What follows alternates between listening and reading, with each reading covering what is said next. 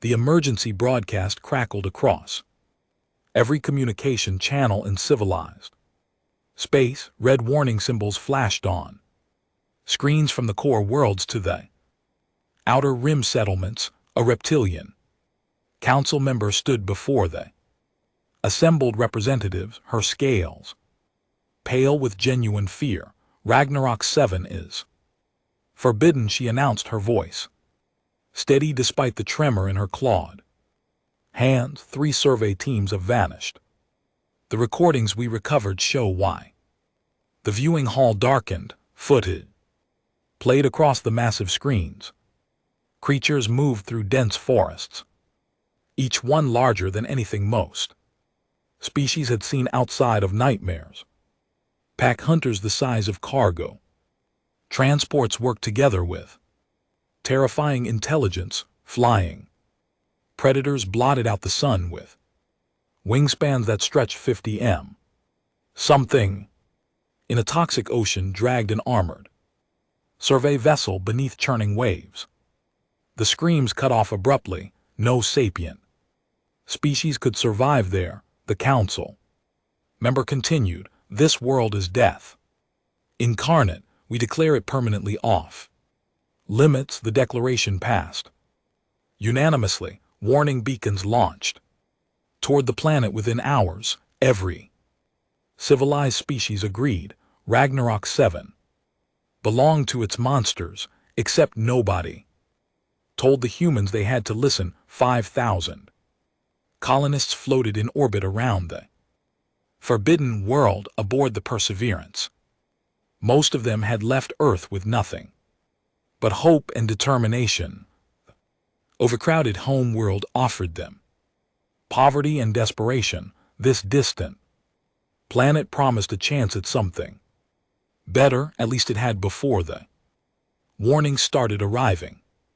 Captain Rodriguez read the council broadcast for the 3rd time. Her dark eyes moved across the recorded footage of creatures tearing through survey equipment like paper. Behind her, colony administrator Lee paced the observation deck. We voted, Lee said quietly. Everyone knew the risks before we left Earth. We have no other options. Rodriguez nodded. Slowly, she pulled up the colony manifest. 5,000 names, 5,000 people who trusted her to lead them somewhere better. The council offered no alternatives. Earth had no room for them to return. Other colony worlds rejected their applications for lacking proper credentials or credits. What does Dr. Ayanquose? Rodriguez asked. Lee gestured to the viewport with a planet rotated below them. Bands of purple and green vegetation covering vast continents. She watched the footage differently than the council did. Says the creatures show complex social structures, communication patterns, intelligence. Intelligence makes them more dangerous or more predictable. Lee countered. She thinks the survey teams failed because they came armed and afraid. The predators responded to the threat. Rodriguez considered this. Earth's history taught humans about living alongside dangerous animals. Respect and understanding often worked better than weapons and walls, but Earth's predators seemed tame compared to what waited below. Take us down, she finally decided. Coastal plateau near freshwater. We set up defenses, but we don't shoot unless directly attacked. The landing took 6 hours.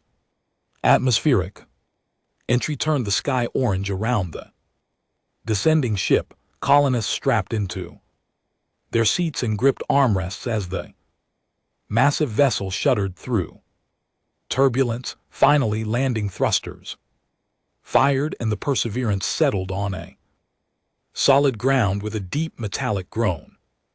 Nobody moved for a long moment. They had actually done it. Landed on a world the entire galaxy feared. Welcome to Ragnarok, Lee announced over the intercom. Let's build something beautiful. The first week passed in frantic activity, prefabricated structures rose across the plateau. Solar panels unfolded like mechanical flowers. Engineers activated the perimeter sensors and defensive shields. Farmers prepared soil for crops. Medical teams set up emergency facilities. Children stayed close to parents, eyes wide as they watched the alien sky, but everyone felt the eyes watching from beyond the perimeter. Dr. Ayan Kuo spent those first days analyzing local animal calls. Her equipment picked up vocalizations in ranges most species couldn't hear. Complex patterns emerged, warnings being shared, territory being established, curiosity being expressed. They're talking about us, she told Rodriguez during a late-night meeting. Debating what we are we prey? Rodriguez asked bluntly. Ayanquo shook her head. I don't think so. Prey doesn't build structures or use tools. They're trying to figure out if we're a threat. On the 8th night, something huge moved past the perimeter. Sensors detected it, but couldn't get clear readings. Guards watched massive shapes slip through the darkness just beyond the lights. No attacks came, just observation. Morning revealed the evidence. Claw marks gouged deep into the soil just outside the defensive line. Something had circled the entire colony during the night. Examining them, learning about them, young Ryan stood at the edge of the perimeter and stared at those marks. Back on Earth, he had rehabilitated injured wildlife, bears, wolves, big cats. People thought he was crazy then. Too, he understood fear but refused to let it control him. The marks told story. Whatever made them was curious, not aggressive, careful, not reckless. It could have breached the defenses easily but chose not to. This wasn't the behavior of a mindless monster. We need to go out there, Ryan said to anyone who would listen. We need to show them we're not a threat. Most people thought he had lost his mind. Rodriguez considered the proposal carefully. They needed to expand beyond the landing site eventually. Food supplies wouldn't last forever. Staying behind walls meant slow starvation. Limited scouting missions. Rodriguez finally authorized small teams, weapons for defense only, and Ryan leads the xenofauna observations. 2 weeks after landing, Ryan stepped beyond the perimeter for the first time. For nervous guards accompanied him. The alien forest swallowed them within minutes. Strain vegetation pressed close. Calls echoed from every direction. Something large moved parallel to them, staying just out of sight. That Ryan's heart pounded, but he kept walking. Somewhere in this wilderness, the real test waited. The galaxy had declared this world impossible. 5,000 humans bet their lives that compassion could prove the galaxy wrong. That eye in the distance, something roared. The sound shook leaves from trees and sent smaller creatures fleeing. The guards raised their weapons. With shaking hands, Ryan raised his empty hands instead and waited to see what would answer. The forest opened into a rocky clearing scattered with boulders the size of houses. Ryan's team moved carefully between the stones, scanning for threats. 2 weeks of scouting had taught them the basic rhythms of Ragnarok's wilderness. Mornings belonged to the flyers, afternoons to the herbivores, evenings brought the real hunters. They should have been back at the colony by now. The wounded creature changed everything. Ryan spotted it first, between two Massive boulders, something enormous, struggled against thick vines wrapped around its hind leg. The vines had thorns the length of knives, each movement drove them deeper into flesh. Dark blood pooled on stone. The creature looked like someone had merged a wolf with a bear and then made it the size of an elephant, thick white fur covered, powerful muscles, 6 legs ended, claws that had gouged trenches in solid rock. Its head swung toward the humans, and intelligent eyes studied them with terrifying focus. Fall back, one of the guards whispered slowly. Rai didn't move. He watched the creature's labored breathing, saw how infection had set into the wounds, noticed how it had stopped struggling, conserving energy. This wasn't an ambush, this was suffering. It's dying, Ryan said quietly. Good, another guard muttered. Less chance it kills us. No. Ryan unslung his pack. We help it. The guard stared at him like he had suggested. Juggling fusion grenades, one grabbed his arm. That thing could bite you in half. Ryan gently pulled free. It could, but it hasn't. Look at its eyes. It's afraid of us. He was right. The creature's massive head tracked their every movement. Its ears lay flat against its skull, defensive posture, not aggressive, despite being trapped, and wounded despite facing unknown threats. It held itself with careful control. Ryan pulled out his medkit and started forward. The guards hissed protests but didn't stop him. Protocol said they should return and report. Common sense said they should run, but something in Ryan refused to leave a suffering animal to die alone. That he moved slowly, each step deliberate and careful. He kept his hands visible and his voice soft. Easy now, I'm not going to hurt you. Let me help. The creature's eyes narrowed, a low rumble built in its chest that Ryan felt in his bones. Warning. He stopped and crouched down, making himself smaller, less threatening. I know you're scared. I would be too, but those vines are killing you. Minutes passed. Ryan stayed still. The creature studied him with an intelligence that sent chills down his spine. This wasn't an animal, not really. This was a person in a different shape. Finally, the rumbling stopped. The creature's muscles relaxed slightly. Not trust, just exhaustion and pain.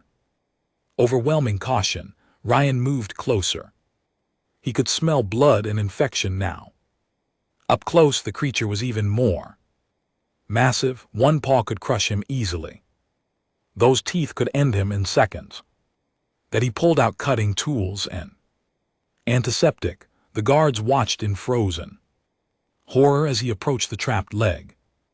The creature tensed but didn't pull away. This is going to hurt, Ryan warned. I am sorry. He started cutting vines, each strand released with a wet snap. The thorns had burrowed deep. The creature wed softly but held still. Ryan worked carefully, removing each thorn and treating the wounds. The antiseptic made the creature flinch, but it never snapped at him. 2 hours later, the leg was free. Ryan had used every medical supply he carried. The creature lay on its side, breathing heavily. Its eyes followed Ryan as he backed away slowly. There, you're free now. The creature didn't move, just watched. Ryan and his team retreated to safe distance. They expected the creature to flee. Instead, it slowly pushed itself upright, testing the treated leg. It limped but held weight.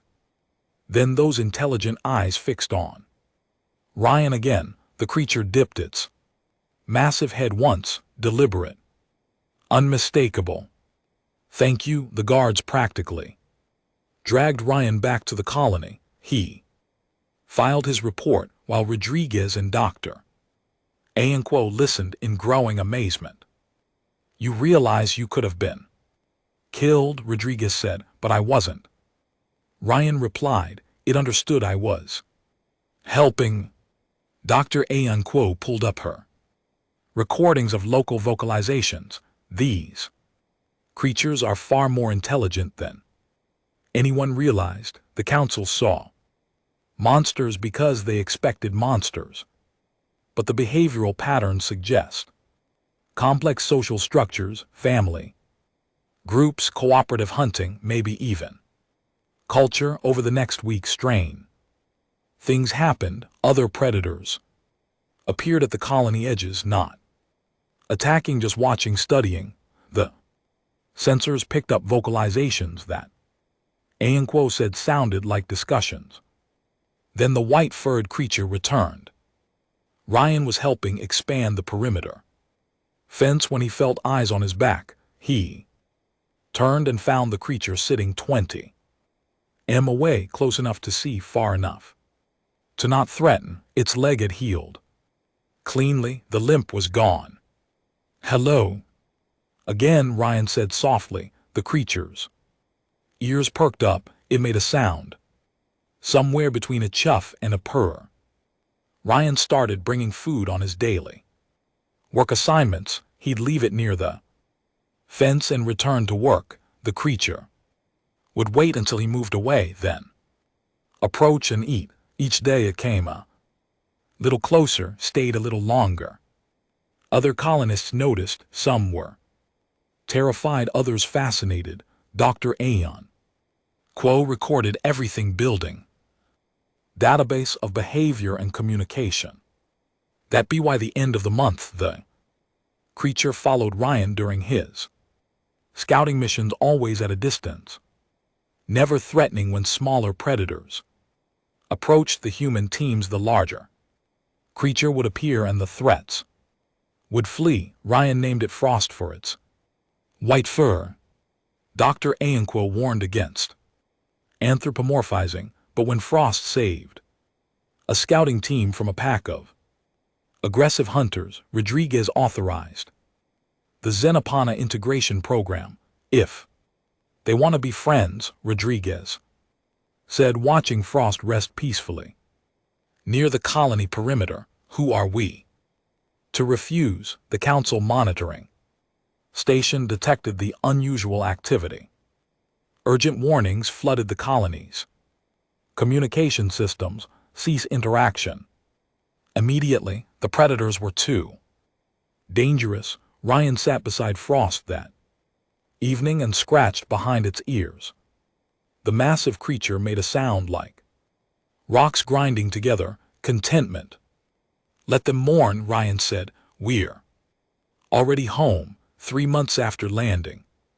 The colony looked nothing like the desperate settlement it had been.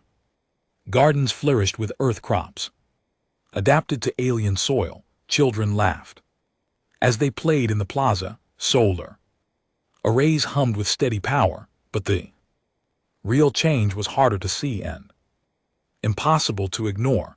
Engineer Kowalski discovered it by accident. She was repairing a water pump near the eastern perimeter when movement caught her eye. 6 sleek predators emerged from the forest. Each one stood as tall as a horse, built like raptors with feathers instead of scales. Their eyes gleamed with intelligence as they studied her. Kowalski froze. Protocol said to retreat slowly. Her instincts screamed to run, but she had watched Harper with Frost, seeing how patience and calm worked better than fear. Hello, she said quietly. I'm just fixing this pump. I'll be gone soon. The lead raptor tilted its head, made a clicking sound. The others responded with their own calls, not aggressive, curious. Kowalski returned to her work, moving slowly. The raptors settled into the grass to watch. When she finished, she found they brought her gifts, small prey animals neatly killed, an offering. She reported it that evening. Dr. Ayan Kuo nearly fell out of her chair. There, initiating contact, the scientist said. tried to establish social bonds through gift-giving. Kowalski returned the next day with her own gifts, dried meat from the colony stores. The raptors accepted it with soft chirps. Over the following weeks she learned their pack dynamics.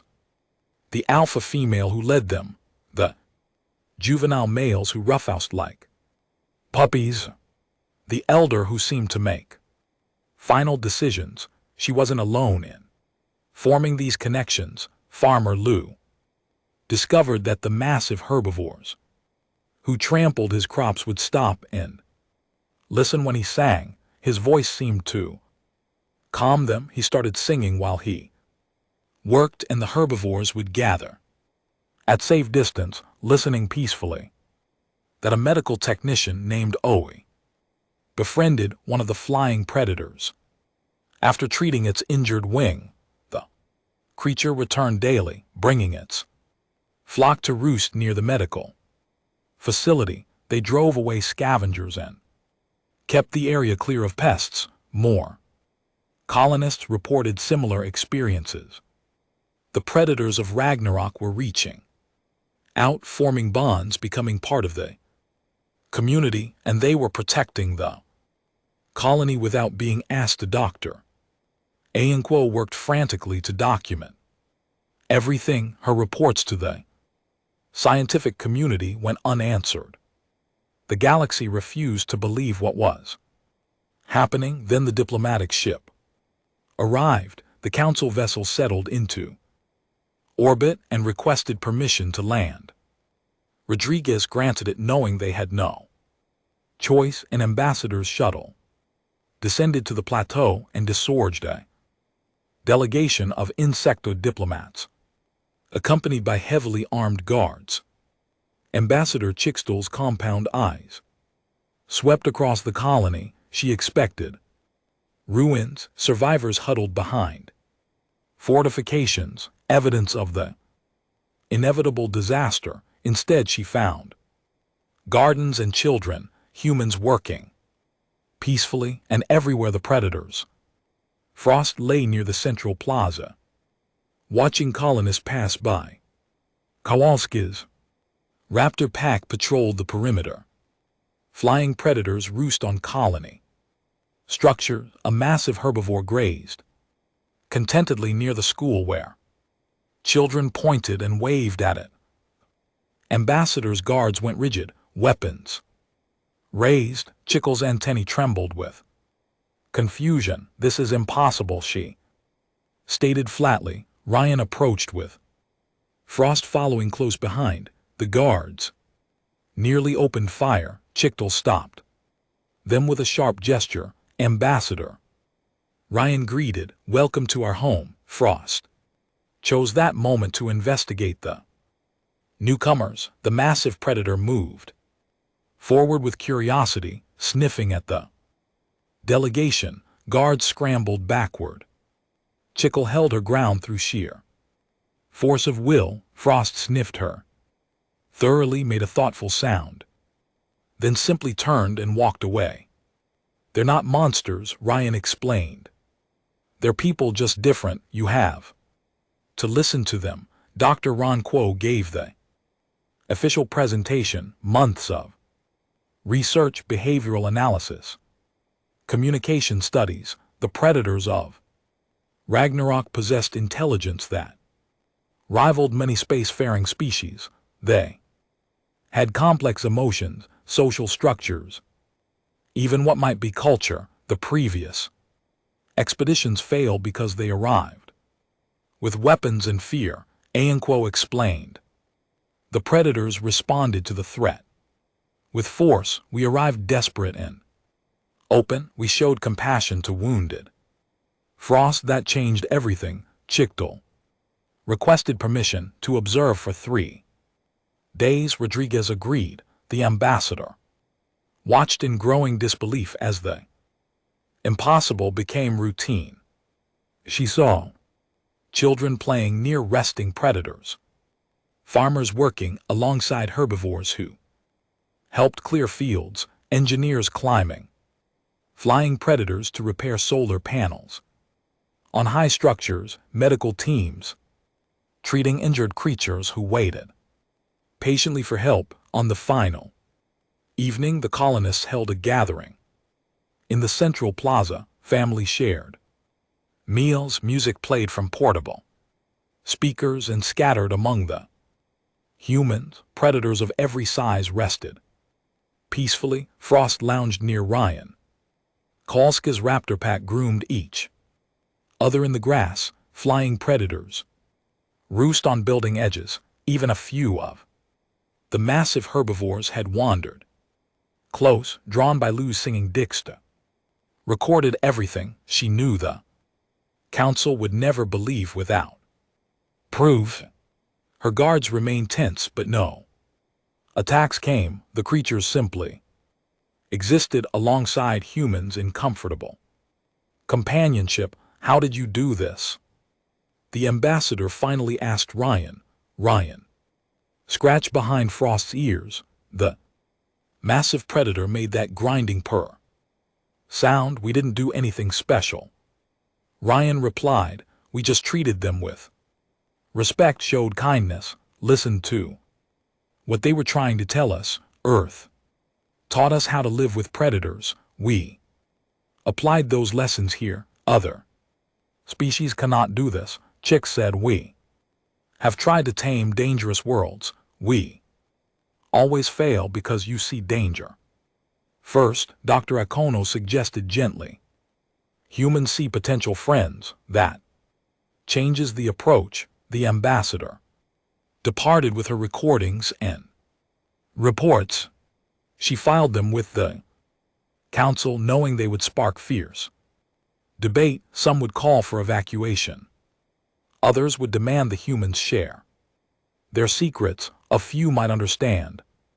There were no secrets to share, just patience, compassion, and the radical belief that friendship could exist across any divide. Back on Ragnarok, Ryan watched the diplomatic shuttle rise toward orbit. Frost pressed against his side, warm and solid. Think they'll understand? He asked. Frost made a sound that might have been a chuckle. Understanding or not, the colony was home now for humans and predators alike.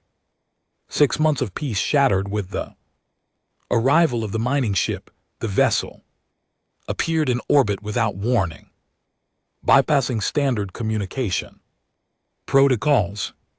Its hull bore no proper identification, just the faded logo of a corporate consortium known for skirting galactic loss. Within hours, automated equipment began descending to the northern continent. Rodriguez received the alert during breakfast. She reached the communication center to find it flooded with demands from the mining operation. This world has no legal protection, a growly voice announced. We have mineral rights to this sector. Stay out of our operations. This is a colony world, Rodriguez replied sharply. You need council approval. Check your records, Captain. Ragnarok 7 is listed as forbidden and uninhabitable. No colony can exist here, therefore mining proceeds. The transmission cut off. Rodriguez pulled up satellite imaging. Massive drilling equipment carved into pristine wilderness. Excavators tore through forest. Processing plants spewed chemical waste into streams. Dr. Yano burst into the center, her face pale. The northern continent is a major migration route. Hundreds of creatures use those forests. The mining is right in their path. Ryan was already suiting up for a recon mission when Frost appeared at his quarters. The massive predator pressed against the door, whining softly. Other creatures gathered near the colony perimeter, all agitated, all looking toward the north. They know, Ryan said quietly. They know something's wrong. The colonists organized quickly. Rodriguez authorized the delegation to confront the miners. Ryan volunteered to lead. Kowalski and her raptor pack joined. Lou brought his musical talents, Dr. Aunquo packed her translation equipment, and the predators came too. Frost led the way, Kowalski's raptors flanked them, flying predators circled overhead, a few of the massive herbivores followed a distance. They moved as a unit, humans and creatures. Together, the journey took 2 days. They crossed rivers and mountains, following ancient animal trails. The predators seemed to know exactly where they were going. They had walked these paths for generations. The devastation hit them like a physical blow. Where forest had stood, only stumps remained. Mining equipment gouged massive wounds. In the earth, toxic runoff created rivers of sludge that poisoned everything downstream.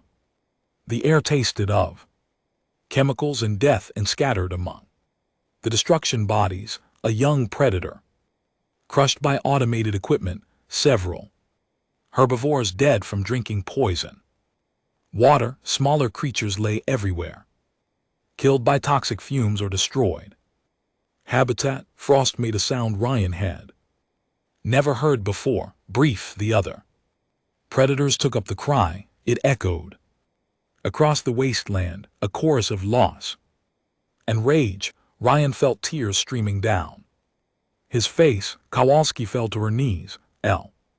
Songs dyed his throat. They killed them. Dr. Aunquo whispered, they didn't even know they were killing people. Mining camp sat at the center of the devastation, prefabricated structures, surrounded by automated defenses. Ryan approached with his delegation, stepping over poisoned ground that a heavy-set man emerged from the largest building. Multiple species accompanied him.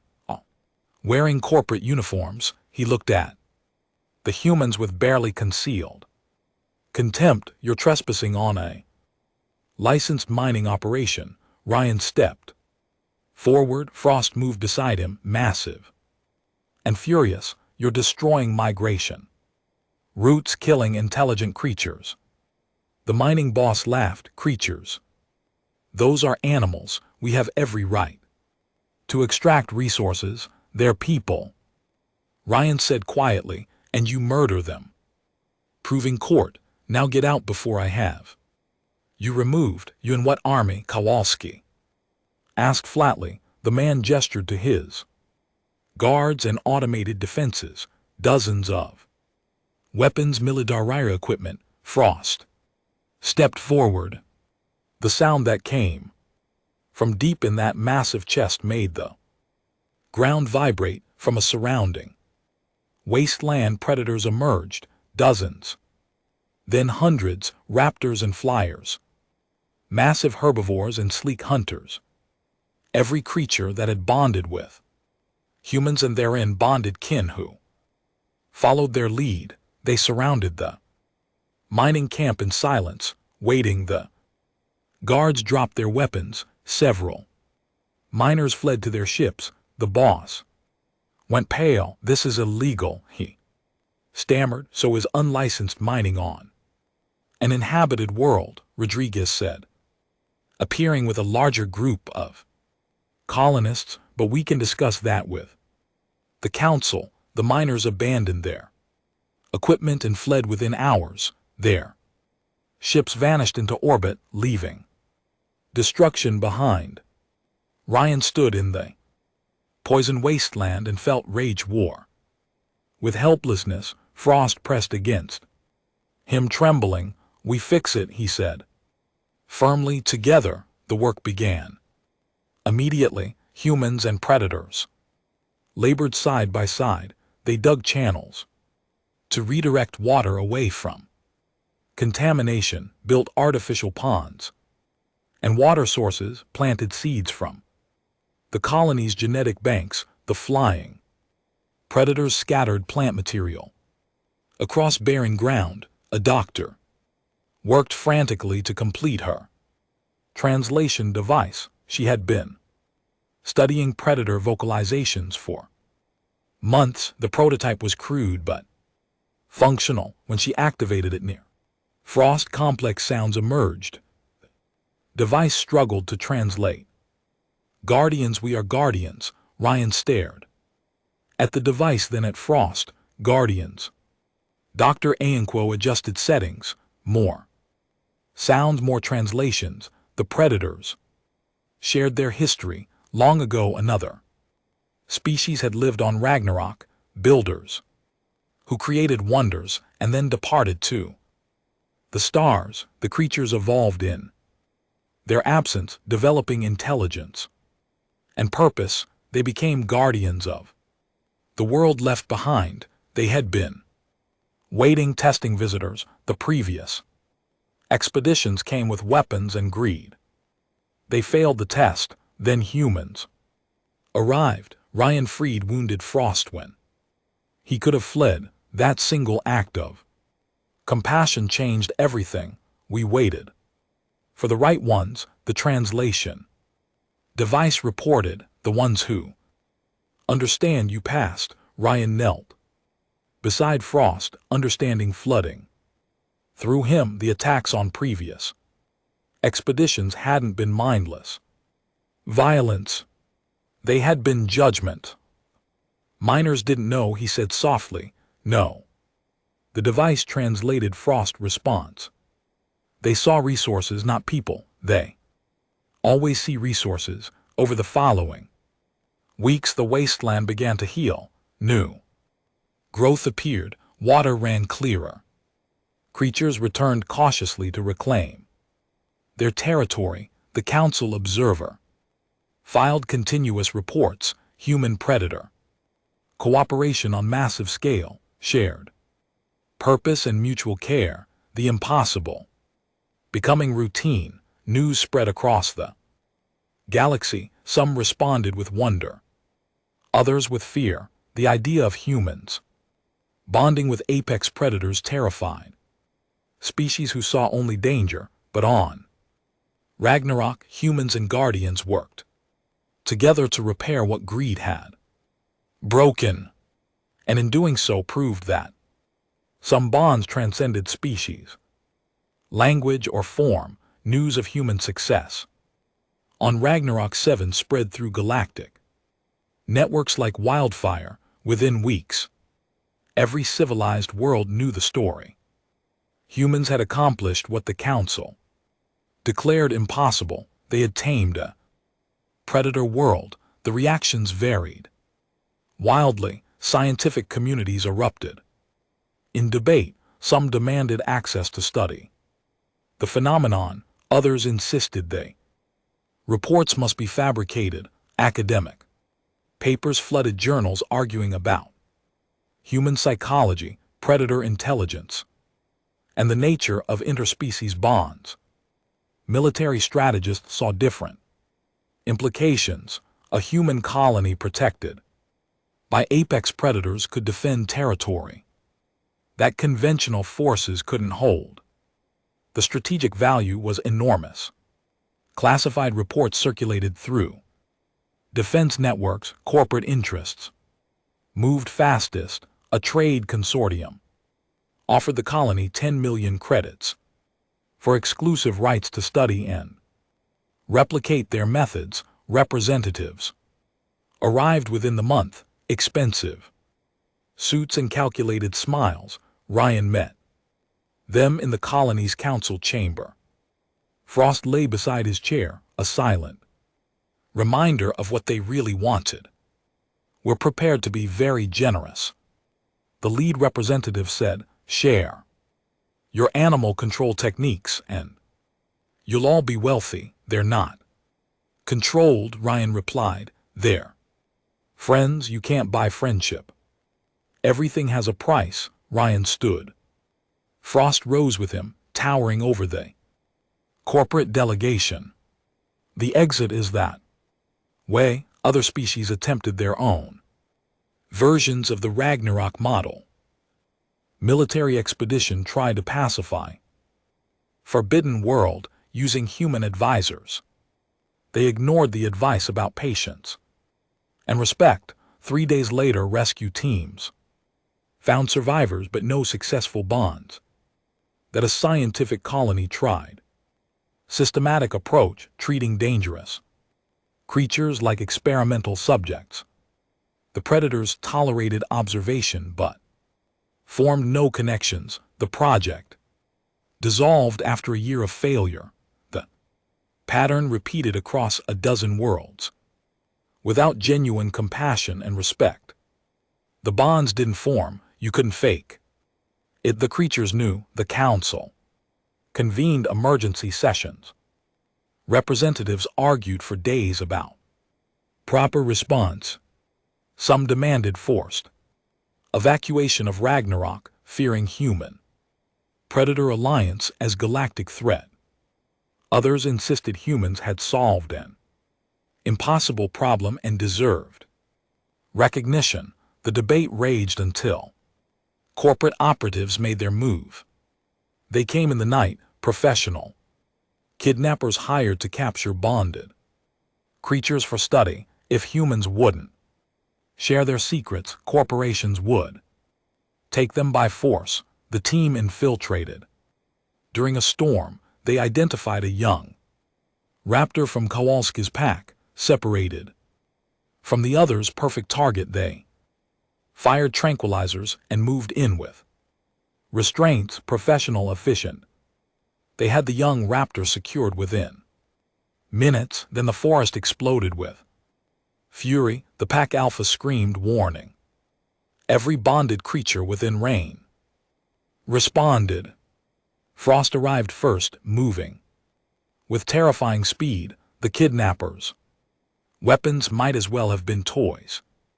Kowalski reached the scene with colony security. They found the operatives unconscious but alive. The young raptor stood unharmed, surrounded by protective pack members. Frost had the operation leader pinned beneath one massive paw. Talk, Rodriguez demanded. The operative did corporate backing, black market for exotic creatures, promises of wealth beyond measure. Rodriguez contacted the council directly, transmitted evidence of corporate crimes, demanded action. The response surprised everyone. The council officially recognized Ragnarok 7 as human protectorate, new designation. Sanctuary world, human guardian. Partnership zone, but recognition came with conditions. The colony must accept limited visitors, scientists, diplomats, those genuinely seeking to understand. Under human supervision, following strict protocols, Ryan found himself heading a new department, xenofaunal relations. His job, teach others how to approach the guardians properly. The first class included representatives from 6 species. Most were terrified. All were skeptical. Ryan led them into the forest with Frost beside him. Kowalski brought a raptor pack. Lou sang softly as massive herbivores gathered. Rule 1, Ryan explained. They're not animals, they're people. Treat them with the respect you'd show any intelligent being, a reptilian. Scientist raised a clawed hand, but they can't speak our languages. Dr. Ayanquo demonstrated her translation device. Frost vocalizations became understandable words. The visitors listened in growing amazement as guardians shared their thoughts to be. By week's end, 2 of the visiting scientists had formed tentative bonds. Diplomatic aid successfully communicated with a flying predator. Small successes, but genuine word spread. More requests flooded in. Species who had written off dangerous worlds as lost territory began reconsidering. If humans could do it, perhaps others could learn. Dr. Ayanquo published her comprehensive study, Empathy as Universal Survival Trait, Human Success on Predator Worlds. The paper went viral across academic networks. It challenged fundamental assumptions about colonization and coexistence. Point 3 theories dominated discussion. Some argued humans possessed unique psychology that enabled cross-species bonding.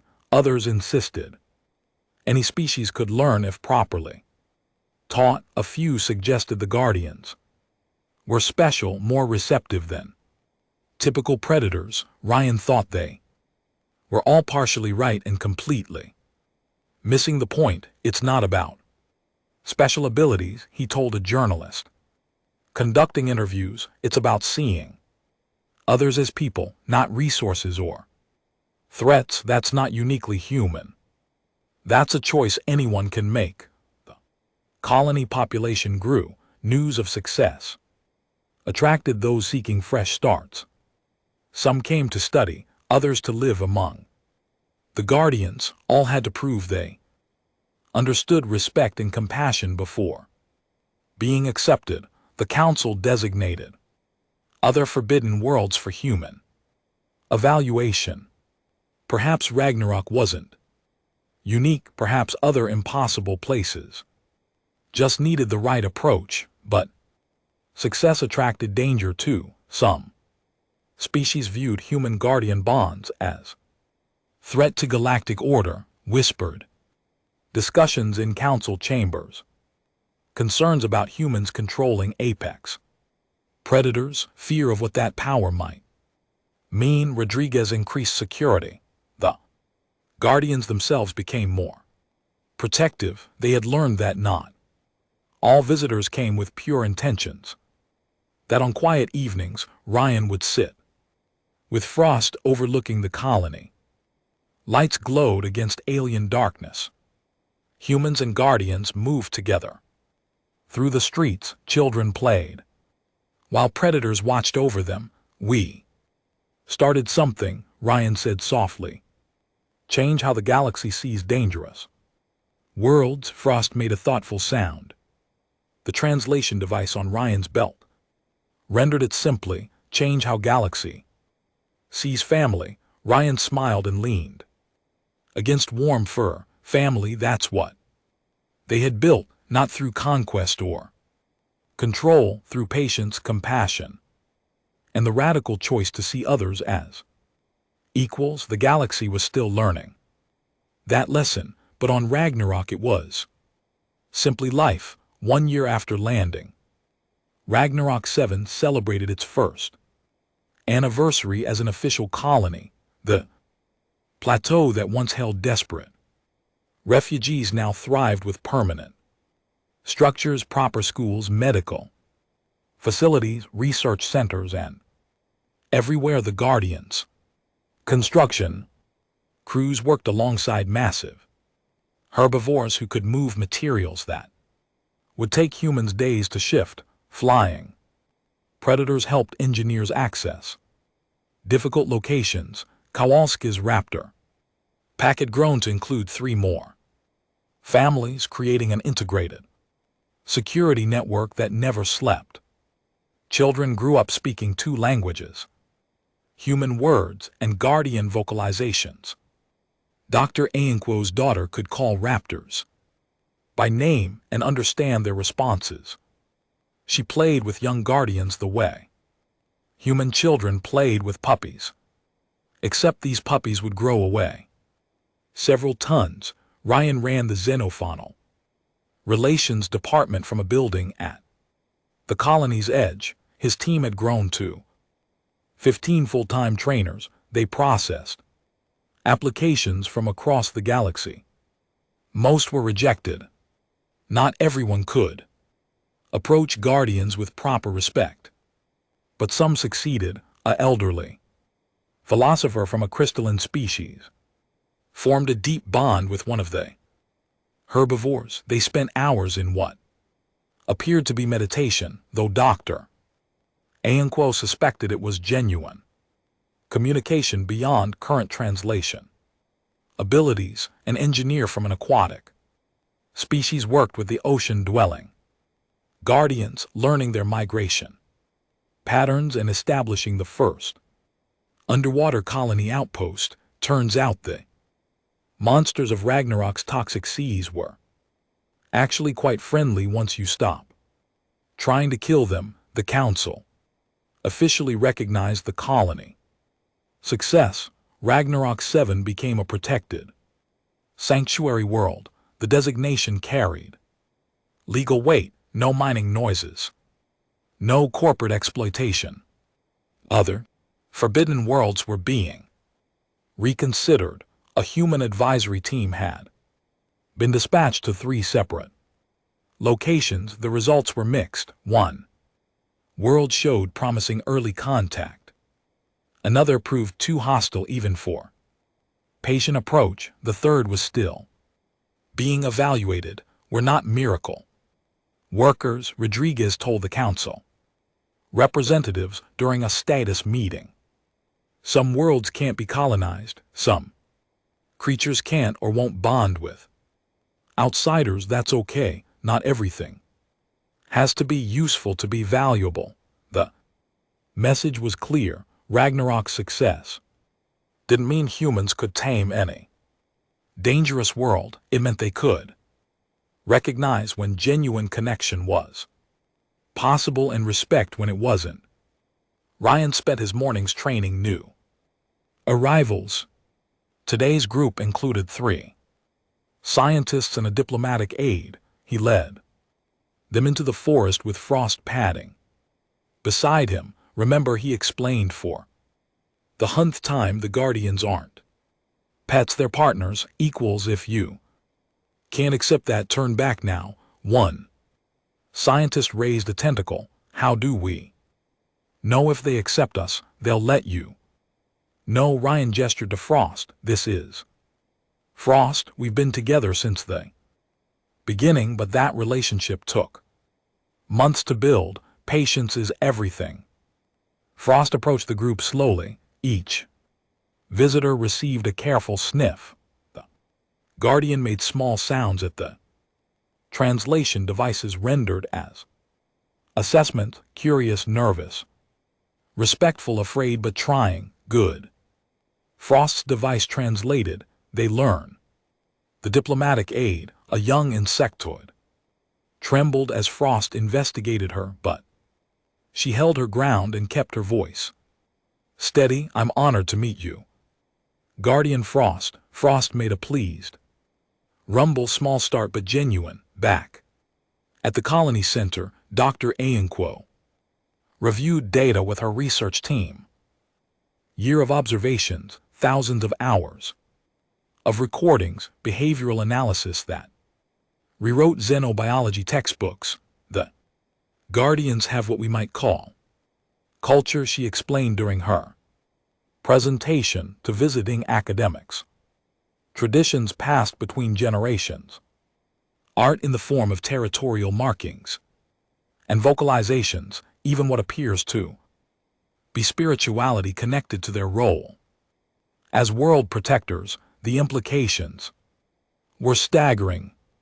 Intelligence existed in forms the galaxy had never properly recognized. How many other worlds held people in shapes that didn't match expectations? Evening fell across the colony. Families gathered for communal dinner in the central plaza. Humans and Guardians mixed freely. Children climbed on patient herbivores. Raptors played gentle games with supervised youngsters. Flying predators roost on buildings. Watching over everyone, Frost found Ryan at their usual spot, overlooking the settlement. The massive Guardian settled beside his human friend with a contented sigh. Long day, Ryan asked. That Frost translation device hummed. Good day, new ones learn respect, some of them anyway. Ryan scratched behind Frost's ears, hitting the spot that made the Guardians' back leg twitch. We're changing things. You know, the whole galaxy is watching. Let them watch, Frost responded. We show them better way. A new ship appeared in Orbit, its signature marked it as a colony vessel. Captain Lee monitored the approach with interest there. Requesting landing permission, she reported to Rodriguez, colony ship from the outer rim, 5,000 passengers seeking sanctuary. Rodriguez reviewed the manifest, refugees, desperate people fleeing conflict, looking for somewhere to start over. Grant permission. She decided we'll need to expand the settlement. Ask the Guardians if they're comfortable with more humans. The answer came quickly. The Guardians welcomed those who came in peace. Their world was large enough for many, but this ship wasn't headed for Ragnarok. Rodriguez pulled up its flight plan. Destination: a different forbidden world. One of the planet's human advisors had evaluated. The captain of that vessel had studied Ragnarok protocols. Her crew trained in proper approach techniques. They carried translation devices and understanding. Remember, the captain addressed her. Colonists, we're not conquerors. We're neighbors. Let's make some friends. Ryan watched the distant ship through the colony's telescope, beginning a journey that his colony had started, carrying forward the lesson that friendship transcended fear. Dr. Akinquo joined him, holding her daughter's hand. The little girl waved at young raptors playing nearby. Do you think they'll succeed? Akinquo asked. Some will, Ryan replied. Others won't, but they'll try. That's what matters. Frost made a deep sound that resonated in Ryan's chest. The translation device struggled with the concept before settling on simple words. Galaxy learning, slow but learning. Ryan smiled and leaned against warm fur. Around them, the colony settled into evening routines. Guards changed shifts. Kitchens prepared meals. Children were called to wash up for dinner. Flying predators launched into twilight sky. Normal life on a world the galaxy once called impossible. The guardian elder approached, one of the massive herbivores who rarely came to the colony center. It carried authority in every movement. Dr. Akinquo activated her most advanced translation device. The Ellers's words came through carefully. Your species understands the old truth. What truth? Ryan asked. Respectfully, strength without compassion is only violence. Compassion without strength is vulnerability. Together they create harmony. The elder touched Ryan gently with its massive head, then turned and walked back toward the forest. Other guardians followed, returning to their territories. The day shift ending, the night shift beginning. Ryan sat with Frost as stars emerged in alien sky. Colony lights glowed warm against gathering darkness. Somewhere in the distance, a human voice sang. Guardians answered with their own vocalizations. Music across species. We're just getting started, Ryan said quietly to Frost. Response needed no translation device, just a sound of contentment and agreement, a promise that wherever this journey led, they would walk it together. The galaxy thought Ragnarok would be humanity's grave. Instead, it became proof that friendship could exist anywhere, that the most dangerous predators could become the most loyal companions, that walls built from fear would always be weaker than bridges built from compassion. And as new colony ships launched toward other impossible worlds, carrying hope and understanding, the lesson spread. Not every species could replicate human success, but everyone could try approaching the unknown with open hearts instead of raised weapons. That on Ragnarok 7, humans and guardians had shown the galaxy a better way. Now, It was up to the galaxy to decide if they were brave enough to